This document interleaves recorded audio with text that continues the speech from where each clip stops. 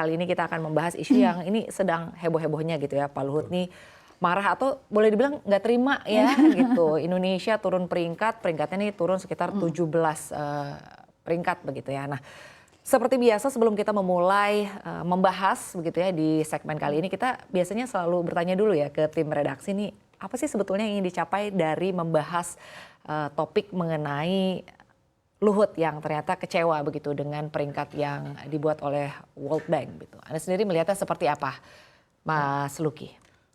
Pertama terkait isu ini, memang ini data dari lembaga yang kredibel ya, Bank Dunia. Dan ini adalah data Logistic Performance Index yang pertama setelah 5 tahun vakum. Jadi ini menarik untuk dibahas bagaimana Bank Dunia melihat kinerja logistik Indonesia. Dan di sini data ini makin menarik lagi karena muncul komentar dari Pak Menko Marves, Pak Luhut, yang sepertinya terkejut lah. Saya lebih memilih kata terkejut terkait peringkat Indonesia yang ternyata turun cukup jauh. Apalagi tetangga Indonesia seperti Singapura, Filipina, Malaysia menunjukkan peningkatan yang cukup signifikan. Sehingga ini bisa jadi awal kami membedah kembali bagaimana kinerja logistik Indonesia dan bagaimana pembenahan yang harus dilakukan ke depan. Baik, tapi kalau dari kacamata Mas Luki sendiri begitu atau mungkin dari tim redaksi, sebetulnya seberapa penting sih begitu ya posisi atau peringkat logistik kita, boleh di mata dunia atau mungkin di mata investor? Ini menjadi penting karena ini bisa menjadi rujukan bagi investor. Bagaimana ini mempengaruhi investor yang akan menanamkan modalnya di Indonesia, bagaimana mereka melihat kondisi logistik di Indonesia ini seperti apa gitu. Ketika peringkatnya menurun, apalagi cukup drastis, ini tentu sangat wajar dikhawatirkan oleh pemerintah ya. Karena ini akan menjadi persepsi yang kurang baik juga untuk investor dunia. Seperti itu. Baik, terima kasih Mas Luki. Lalu saya ingin ke Mbak Esa. Mbak Esa, ini kan tadi sudah disampaikan oleh Mas Luki, sebetulnya ini peringkat ini memang menjadi penting ya. Menjadi penting bagi persepsi investor begitu ya. Bagaimana investor menilai logistik kita gitu. Tapi kalau dari tim riset sendiri, apakah ini penurunan artinya peringkat ini sudah sesuai dengan kinerja logistik kita atau malah sebetulnya selama ini logistik kita sudah mulai membaik begitu, tapi peringkatnya aja nih ternyata yang nggak sesuai begitu dengan harapan. Kalau kita melihat sebenarnya kita harus fair ya, mungkin kita Pak Lugi juga udah bilang bahwa ini lembaga yang kredibel loh, Bank Dunia, dan mereka tidak mungkin menilai asal ya. Ada beberapa di sini kan ada 5 penilaian. Indikator dan ada perhitungan. Betul, ada 5 penilaian ya. Seperti kita mungkin lihat infrastrukturnya, kemudian layanan customnya, kemudian ada kecepatan dan kemudahan dalam penanganan layanan dan pengapalan dan sebagainya ya. Dan kalau kita lihat sebenarnya jangan bandingin, kita lihat Indonesia, jangan lihat Indonesia aja, kita lihat negara lain juga ya, sebagai biar fair nih ya, mungkin ya Pak Luhut mungkin boleh marah, tapi jangan lupa negara lain juga ada yang naik, memang naik drastis, ada yang turun drastis. Kita lihat mungkin Jepang ya, sebagai dulu kan dia nomor 5 dan sekarang turun 13, tapi juga ada Filipina yang lumayan drastis ya peningkatannya, itu dari sebelumnya sekitar 60 sekarang 43 gitu, artinya loncat sekian 17 peringkat ya. Kita harus tahu bahwa Indonesia mungkin berbenah, tapi negara lain mungkin berbenahnya lebih cepat gitu ya, bahwa kita tahu Pak Jokowi mungkin membangun begitu banyak infrastruktur ya, seperti menambah pelabuhan, kemudian mungkin jalan-jalan tol ke bandara, tapi bahwa negara lain juga melakukan hal yang sama, perbaikan yang sama. Atau bahkan mungkin lebih baik cepat, lagi, lebih cepat ya. Iya, karena kita harus ingat bahwa masalah soal logistik ini kan tidak hanya fasilitasnya saja ya, tapi pelayanannya, mungkin aksesnya ke sana ya, mungkin timeline-nya juga, mungkin pelabuhannya besar tapi kesananya macet total, itu kan juga menjadi persoalan lain. Dan ketika semua mungkin jalannya sudah bagus, fasilitasnya sudah bagus, orang yang bekerjanya juga kurang, itu kan juga harus dilihat secara komprehensif ya gitu.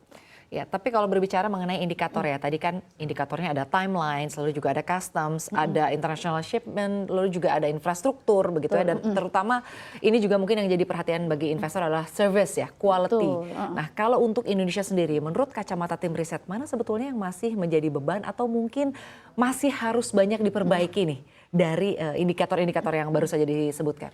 Kalau saya mungkin paling jelas infrastrukturnya ya, kualitasnya mungkin cara handlingnya juga, layanannya juga, dan kecepatannya ini yang mungkin harus diperhatikan ya, kecepatan pelayanannya, kecepatan dwelling timnya dan macam-macam itu kan itu sangat berpengaruh ya. Kalau kita lihat Indonesia, aduh ini untuk bongkar muat 5 hari, sementara negara lain cuma 3 hari, pasti kan juga akan orang yang disurvei ini kan juga eksportir dan pelaku pelaku bisnis juga. Mereka kasih report betul, gitu dan mereka ya. juga reportnya, ada reportnya soal kecepatan dan kapan sampai, kapan barang bongkar muat itu juga ada semua. Artinya ini sebenarnya sudah fair bahwa Indonesia turun drastis, itu sebenarnya kita harus berkaca daripada marah-marah, saya lebih baik berkaca sebenarnya apa sih yang harus diperbaiki. Baik, jadi artinya memang kita juga sudah berupaya begitu ya untuk terus meningkatkan prestasi kita begitu ya, tapi ternyata memang ada beberapa hal yang harus terus dievaluasi. Kita jangan cepat berbangga diri ya.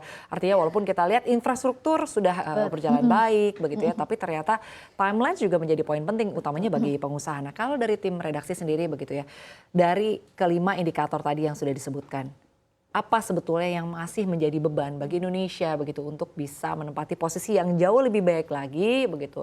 Lalu juga apa yang harus dijadikan catatan juga oleh pemerintah nih. Tadi misalnya persoalan infrastruktur kita begitu ya, lalu juga persoalan timeline. Kalau dari tim redaksi seperti apa?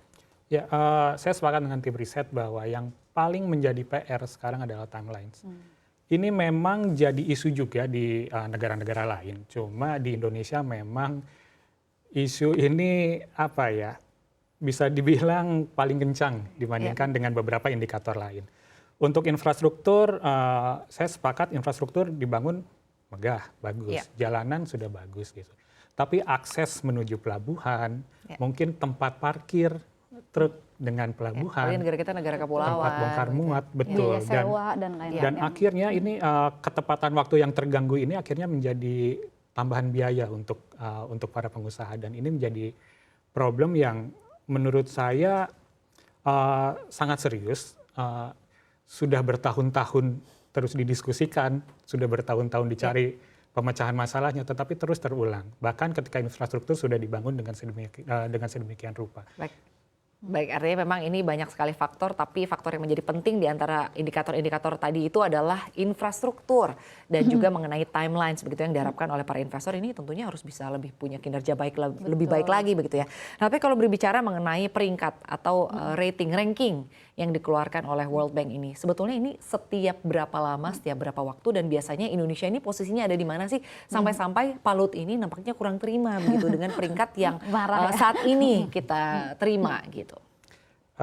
Ini peringkat biasanya 2 tahun sekali ya, 2 tahun sekali dirilis. Coba terakhir dari 2018 ke 2023 jaraknya 5 tahun, karena memang ada pandemi juga di situ.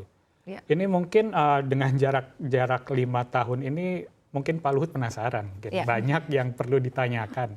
Apa dasarnya kira-kira kenapa peringkat Indonesia jadi turun drastis seperti itu gitu. Sementara banyak negara lain yang tetangga Indonesia yang peringkatnya naik. Untuk peringkat Indonesia biasanya dalam beberapa tahun kebelakang memang peringkat Indonesia nggak jauh dari 50-an dan 60-an. Khusus untuk 2018 memang ada di peringkat 46 dan di 2007 itu ada di peringkat 47 ya kalau nggak salah. 43. Jadi memang mungkin setelah terjadi penurunan dong kalau gitu ya. Betul. Jadi memang setelah sempat di peringkat 60-an, terus peringkat 50-an, terus 2018 sempat ke 40-an, mungkin pemerintah pede mungkin di situ. Tapi ternyata 5 tahun lagi turun lagi ke 60-an. Ini makanya Pak Luhut mungkin shock mungkin. Sebenarnya perlu dicatatkan selain ranking ya, nilainya nih boleh naik turun, tapi nilai kalau baik terus kan sebenarnya nggak masalah. Ini menjadi masalah itu nilai Indonesia turun jauh ya, dari 2018 itu rata-ratanya skornya 3,5, kemudian sekarang 3. Indonesia pun sebenarnya skornya segitu-gitu aja, walaupun peringkatnya kemudian mungkin naik drastis, turun drastis, tapi segitu. Artinya kan bahwa sebenarnya stagnan ini yang harusnya sebenarnya Pak Luhut mungkin lebih fokus ke bagaimana kita bisa mengevaluasi menaikkan skornya daripada melihat peringkat, mending skornya itu kita naikin biar cepat-cepat lah daripada dan juga mungkin di lapangan kita lebih pada berfokus bagaimana pelayanan di lapangan begitu ya. Pada kenyataannya kan ini tadi sudah disampaikan bahwa penilaian ini datang dari penilai yang cukup kredibel begitu, jadi nggak mungkin main-main ya. Walaupun kita rasa mungkin nggak fair, ini waktunya kita untuk bisa berbenah atau juga kita mengevaluasi sebetulnya seperti apa nih kinerja logistik kita.